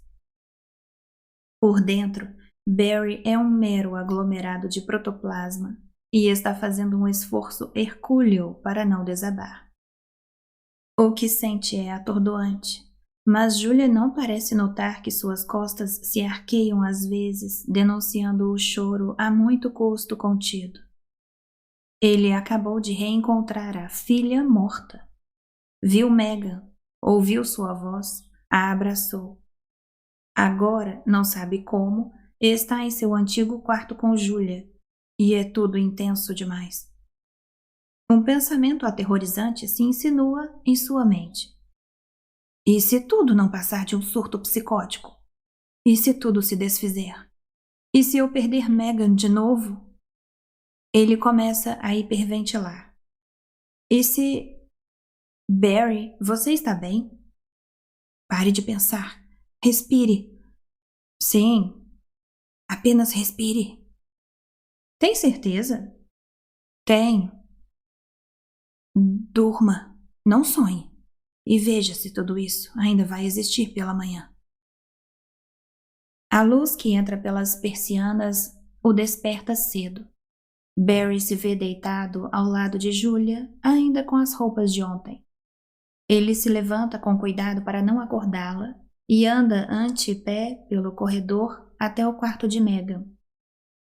A porta está fechada. Ele abre uma fresta, espia lá dentro. A filha dorme debaixo de uma montanha de cobertores, e no silêncio que reina na casa a essa hora, Barry consegue ouvir a respiração dela. Está viva, intacta, está bem ali. Barry e Julia deveriam estar em luto e em choque, chegando em casa só agora, depois de passarem a noite toda no necrotério. Ele nunca se esqueceu da imagem do corpo de Megan na mesa de necropsia. O tórax esmagado e coberto por um hematoma preto. Embora a lembrança tenha adquirido a mesma estranheza das outras lembranças falsas. Mas ali está ela. E aqui está ele, sentindo-se mais à vontade nesse corpo a cada segundo que passa. Aquela sequência interrompida de lembranças de sua outra vida está se afastando, como se ele tivesse acabado de acordar de um pesadelo interminável e aterrador. Um pesadelo que se arrastou por 11 anos. É exatamente isso, pensa ele. Um pesadelo. Porque o aqui e agora parece cada vez mais a sua realidade. Ele entra em silêncio no quarto da filha, vai até a cama e a observa dormir. Nem se testemunhasse a criação do universo, ele sentiria tamanho maravilhamento, alegria e essa esmagadora gratidão pela força insondável que reconstruiu o mundo para Megan e para ele. Mas, ao mesmo tempo, um pavor faz os pelos de sua nuca se arrepiarem só de pensar que tudo isso pode ser apenas uma ilusão. Uma perfeição inexplicável, apenas esperando para ser arrancada de suas mãos.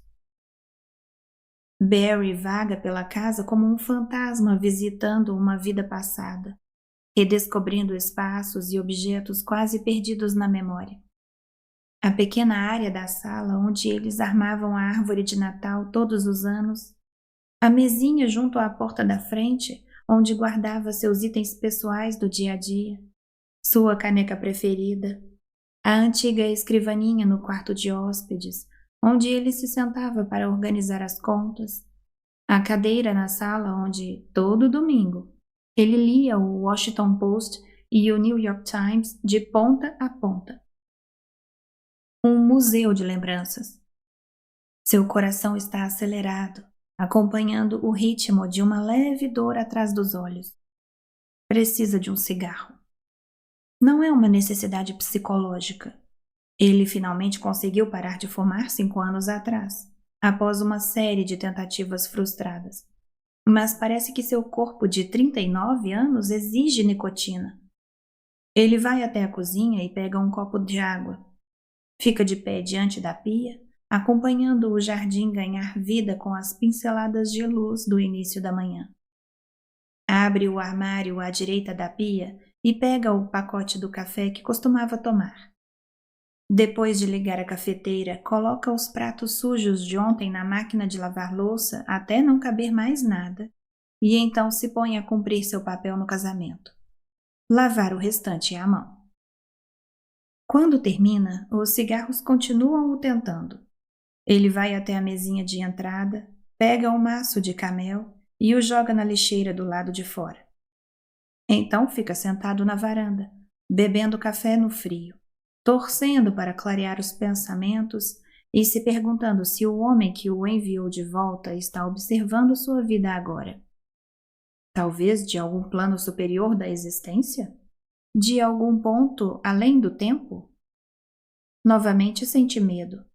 Será que vai ser subitamente arrancado deste momento e devolvido à sua antiga vida?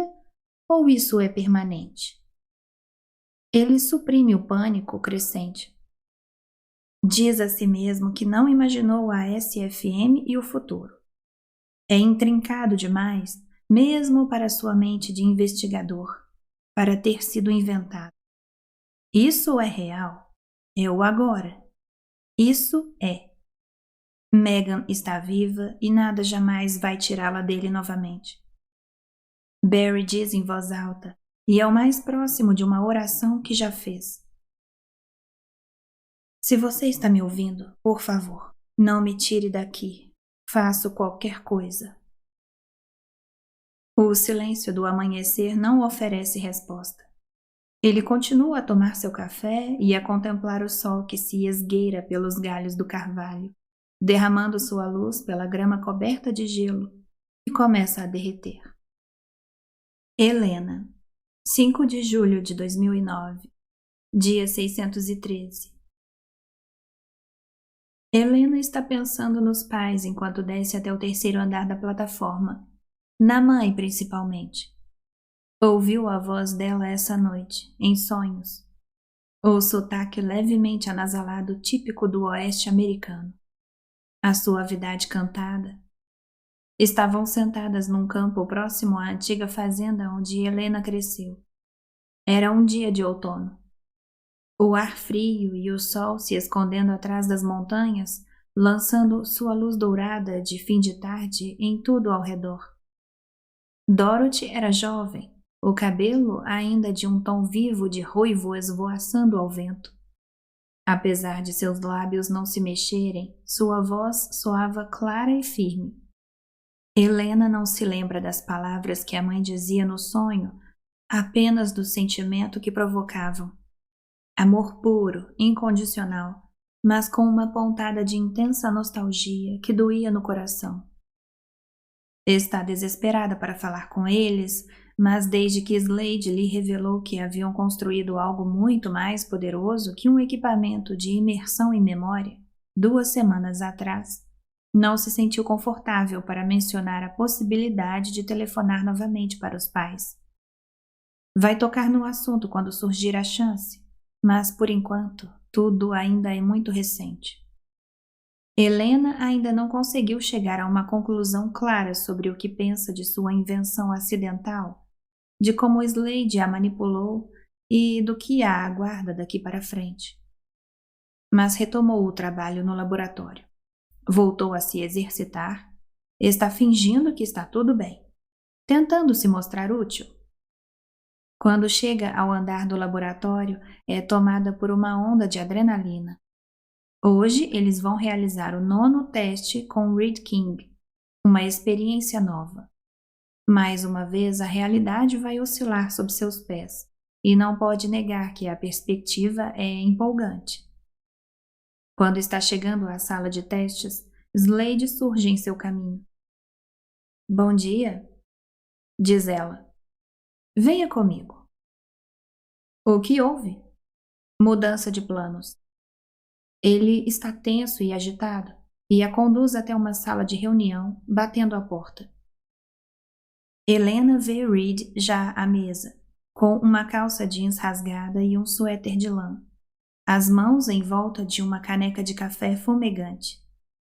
Sua estadia na estação Fox parece estar ajudando-o a se livrar do aspecto esquelético e do olhar vidrado de viciado. O experimento foi cancelado, afirma Slade, sentando-se na cabeceira da mesa.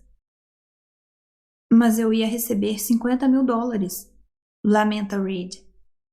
Você ainda vai receber seu dinheiro. A questão é que já realizamos o experimento. Como assim? Pergunta Helena. Slade olha o relógio. 5 minutos atrás. Então se dirige a Reed. Você morreu. A ideia não era essa? Retruca ele. Você morreu no tanque, mas não houve alteração da realidade, explica Slade. Só morreu. Como sabe tudo isso? Pergunta Helena. Depois que Reed morreu, eu me instalei na cadeira e registrei a lembrança de ter me cortado enquanto fazia a barba hoje cedo. Ele inclina a cabeça para mostrar um talho bem feito no pescoço. Removemos Reed do tanque. Então eu entrei, morri e voltei a esta manhã para encontrar vocês e impedir o experimento. Por que não funcionou? Pergunta ela. O número de sinapses não era... O número de sinapses estava perfeitamente normal. Qual era a lembrança? De 15 dias atrás, dia 20 de junho, a primeira vez que Reed entrou no tanque, com a tatuagem completa no braço. É como se algo detonasse no cérebro de Helena. Mas é óbvio que ele morreu. Aquela não é uma lembrança real. Como assim? Aquela versão dos eventos nunca aconteceu. Reed nunca terminou a tatuagem. Ele mudou aquele momento quando morreu no tanque. Ela olha para Reed, as peças começando a se encaixar. O que significa que você não tinha para onde voltar. Mas eu me lembro daquilo, diz Reed. E como essa lembrança aparece na sua mente? Pergunta ela. Escura, estática, em tons de cinza, como se o tempo tivesse parado. Então não é real, é uma lembrança. Não sei como chamar. Vazia, falsa. Morta, sugere Slade, olhando novamente para o relógio. Então não foi um acidente. Helena lança um olhar furioso para Slade. Você sabia. Lembranças mortas me fascinam. Por quê? Elas representam outra dimensão de movimento. Não sei que merda você quer dizer com isso, mas nós concordamos ontem que você não tentaria mapear um... Toda vez que o Reed morre no tanque, uma cadeia de lembranças é interrompida. Lembranças que se tornam mortas na nossa mente depois que a realidade é alterada. Mas o que acontece com essas linhas do tempo? Elas são realmente destruídas ou continuam por aí em algum lugar, só fora do nosso alcance? Slade olha para o relógio uma terceira vez. Eu me lembro de todo o experimento que fizemos hoje cedo, e a qualquer momento as lembranças mortas vão surgir em vocês dois também. Eles ficam sentados em silêncio, e Helena sente um calafrio. Estamos mexendo com coisas com as quais não deveríamos ter mexido. Então vem a dor atrás dos olhos. Ela pega alguns lenços de papel da caixa no centro da mesa para estancar o sangramento no nariz. A lembrança morta do teste mal sucedido surge com toda a força em sua mente. Reed morrendo no tanque. 5 minutos se passando. 10 minutos. 15. Ela gritando para que Slade fizesse alguma coisa. Correndo até a sala de teste. Abrindo a escotilha do tanque. Reed boiando placidamente na água. Sem vida. Tirando-o do tanque com a ajuda de Slade e deitando-o, ainda pingando, no chão. Fazendo a massagem cardíaca, enquanto o Dr. Wilson diz pelo sistema interno de comunicação. É inútil, Helena. Passou tempo demais. Insistindo mesmo assim, o suor escorrendo pela testa, enquanto Slade segue para o corredor rumo à sala em que fica a cadeira de mapeamento. Quando ele volta, Helena já desistiu de tentar ressuscitar Reed. Sentada no canto, tenta processar que mataram alguém de verdade, não uma pessoa qualquer. Reed era sua responsabilidade. Estava ali por algo que ela construiu. Slade começa a tirar a roupa. O que você vai fazer? Pergunta ela. Vou reverter isso. Ele olha para o espelho falso que o separa da sala de controle. Alguém pode tirá-la daqui, por favor? Os seguranças vêm às pressas enquanto Slade entra nu no tanque. Por favor, Dr. Smith. Erguendo-se devagar do chão, saindo voluntariamente, encaminhando-se à sala de controle e sentando-se atrás de Sergei e do Dr. Wilson, acompanhando a reativação da lembrança de Slade do corte enquanto fazia a barba. O tempo todo pensando: isso é errado, isso é errado, isso é errado. Até que, de repente, ela está na sala de reunião, estacando sangue com um lenço. Olha para Slade, que observa Reed, que por sua vez encara o vazio com um sorriso no rosto, como se estivesse em transe. Reed? Chama Slade. Ele não responde. Reed, está me ouvindo? Reed vira o rosto devagar. O sangue escorre pelos lábios, pinga na mesa. Eu morri. Eu sei. Eu voltei até uma lembrança minha para salvar. Foi a coisa mais linda que já vi. O que você viu? Pergunta Slade. Eu vi... Ele tenta encontrar as palavras. Tudo. Não estou entendendo. Cada momento da minha vida parecia que estava voando muito rápido por um túnel cheio de lembranças. E era tão bom. Encontrei uma que eu tinha esquecido. Uma lembrança maravilhosa. Acho que é a primeira lembrança da minha vida. O que era? Indaga Helena. Eu tinha 2 ou 3 anos. Estava na praia, no colo de alguém. E eu sei que era meu pai mesmo, sem conseguir vê-lo. Estávamos em Cape May, no litoral de Nova Jersey, onde passávamos as férias. Eu sabia que minha mãe estava atrás de mim, apesar de também não conseguir vê-la. E meu irmão, Will, estava na água, curtindo as ondas. Eu sentia o cheiro do mar, de protetor solar e do bolo que vendiam no calçadão. As lágrimas começam a escorrer pelo rosto dele. Nunca senti tanto amor. Tudo era tão bom, tão seguro. O momento perfeito antes de... De quê? Pergunta Slade. Antes de eu me tornar o que sou. Ele seca as lágrimas e olha para Slade. Você não devia ter me salvado. Não devia ter me trazido de volta. O que está dizendo? Eu podia ter ficado naquele momento para sempre. Barry, novembro de 2007. Cada dia é uma surpresa sublime. Cada momento, uma dádiva. O simples ato de se sentar à mesa com a filha no jantar e ouvi-la contar como foi seu dia é uma espécie de prêmio divino. Como pôde deixar de aproveitar um segundo sequer dessa vida? Ele saboreia cada momento. Os olhos de Megan se revirando com desdém quando ele pergunta sobre namorados, mas se iluminando quando fala sobre as universidades que pretende visitar. Barry chora à toa quando ela está por perto, mas encontrou boas desculpas. A falta do cigarro e a emoção em ver sua garotinha se tornando uma mulher. Julia nota que há algo errado. Nesses momentos, ela o observa como quem examina um quadro ligeiramente torto na parede. Todas as manhãs, quando desperta, ele tem medo de abrir os olhos, de se descobrir de volta ao seu pequeno apartamento em Washington Heights, de sua segunda chance se desfazer. Mas está sempre ao lado de Julia, sempre vendo a luz penetrar no quarto pelas persianas. E sua única conexão com aquela outra vida está nas lembranças falsas, que ele adoraria esquecer. Helena, 5 de julho de 2009, dia 613.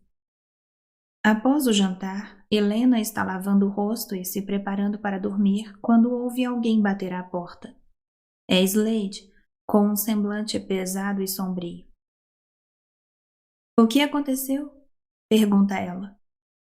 Reed se enforcou no quarto. Meu Deus, por causa da lembrança morta? Não podemos tirar conclusões precipitadas. O cérebro de um dependente químico não funciona como o nosso. Quem é que pode saber o que ele realmente viu? Bem, achei que você fosse querer ser avisada. Mas não se preocupe, amanhã vou trazê-lo de volta. Como assim trazê-lo de volta? Com o equipamento. Para ser honesto, não estou muito ansioso para morrer de novo. Como pode imaginar, é uma experiência extremamente desagradável. Ele fez a escolha de dar fim à própria vida. diz Helena, tentando controlar as emoções. Acho que deveríamos respeitar isso. Não enquanto o contrato que ele tem comigo durar. Horas depois, Helena ainda rola na cama, insone. Pensamentos invadem sua mente e ela não consegue impedi-los. Slade a manipulou, mentiu para ela, impediu que falasse com os pais, roubou sua vida. Embora nada jamais a tenha intrigado tanto quanto o misterioso poder da cadeira, Helena não confia nessa tecnologia nas mãos de Slade. Eles alteraram lembranças, mudaram a realidade, trouxeram um homem de volta à vida. E mesmo depois de tudo isso, Slade ainda não se deu por satisfeito e continua ultrapassando limites com uma determinação obsessiva que a faz se perguntar o que ele realmente pretende com tudo isso. Helena se levanta, vai até a janela e abre as cortinas. A lua está alta no céu, uma lua cheia que lança sua luz no mar. Um verniz preto azulado cobre a superfície brilhante da água e está imóvel como numa fotografia. O dia em que poderá trazer a mãe à estação e colocá-la no equipamento para mapear o que sobrou de sua mente nunca existiu. Isso nunca foi uma possibilidade. É hora de admitir o fim de seu sonho e dar o fora dali. Mas Helena não pode ir embora. Mesmo que conseguisse escapar em uma das embarcações de carga, assim que Slade desse por sua ausência, ele simplesmente retornaria ao momento anterior e a impediria. Ele pode impedir você antes mesmo que tente escapar, antes que a própria ideia lhe ocorra, antes deste momento. Logo, isso quer dizer que só existe uma maneira de deixar a estação. Barry, dezembro de 2007. Ele tem tido um desempenho muito melhor no trabalho, em parte por se lembrar de alguns casos e suspeitos, mas principalmente porque está se dedicando com afinco. Seus superiores cogitam promovê-lo a um cargo de gerência, que pagaria mais e o pouparia do trabalho nas ruas, mas Barry recusa. Quer ser um excelente investigador? Nada mais. Parou de fumar, só bebe nos fins de semana, se exercita regularmente e sai para jantar com Julia toda sexta-feira. Não que a relação dos dois seja perfeita. Ela não carrega o trauma da morte de Megan e do fim do casamento, mas tais eventos corroeram o laço que os unia, e para Barry não há como ignorar isso. Em sua outra vida, ele levou muito tempo para esquecê-la, e embora tenha voltado para um momento anterior ao término, essas coisas não são tão simples de deixar para trás. Ele acompanha o noticiário todas as manhãs e lê os jornais aos domingos, mas, embora se lembre dos acontecimentos mais marcantes, qual candidato será eleito presidente ou os primeiros abalos de uma recessão, a maior parte do que tem registrado na memória abrange acontecimentos menores, insignificantes, ou o suficiente para que ache tudo uma grande novidade. Agora ele visita a mãe toda semana. Ela está com 66 anos e em 5 anos começará a apresentar os primeiros sintomas do glioblastoma, um câncer no cérebro que vai levá-la à morte. Em 6 anos não vai mais reconhecê-lo nem conseguir manter uma conversa, e pouco depois vai falecer em um hospital para pacientes terminais. Apenas uma sombra do que foi um dia. Barry vai segurar sua mão esquelética em seus últimos momentos, perguntando-se se no território destroçado que é o cérebro da mãe, ela é ao menos capaz de registrar a sensação do toque humano. Curiosamente, ele não sente tristeza nem desespero em saber como e quando sua mãe vai morrer. Ali, no apartamento dela, no Queens, há uma semana do Natal, seus últimos dias parecem longínquos, inacessíveis. Na verdade, saber isso de antemão lhe parece uma bênção. Barry perdeu o pai aos 15 anos. Aneurisma de aorta, uma morte súbita e inesperada.